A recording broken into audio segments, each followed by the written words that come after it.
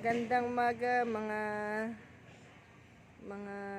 silent viewer ko po. Baka may kilala kay mga milyonaryo po dyan.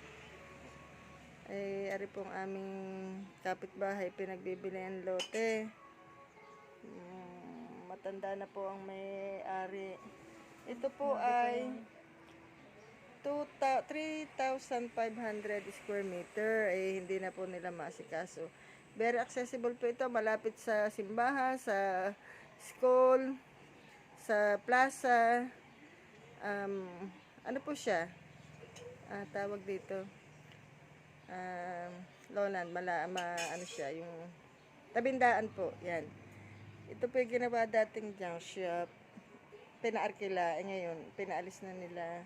Dahil nga ipagbibili na nila. So, ito po ay maraming kawayan nandun sa bandang likod. Kaya nga po ang bahay namin ay puro dahon ng kawayan. Dati po ito yung mura lang, kaya lang hindi, dati pinagbibili na rin to, hindi nabili.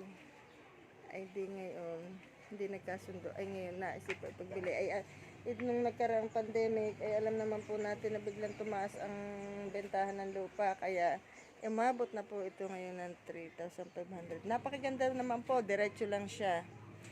Yan, maganda itong gawing resort, paupahan, or anything. Marami pong puno dito. Kung gusto po ninyo ay mag-message lang po kayo at iaano ko po kayo sa may-ari. Eri po naman ay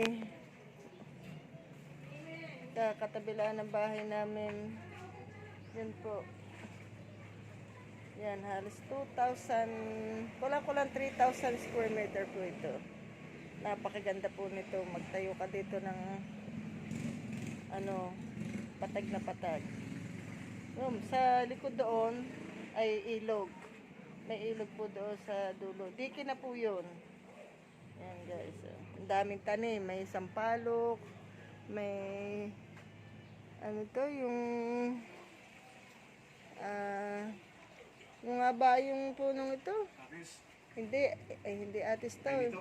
Kay Mito, may mangga, may atis, kawayan, marami po.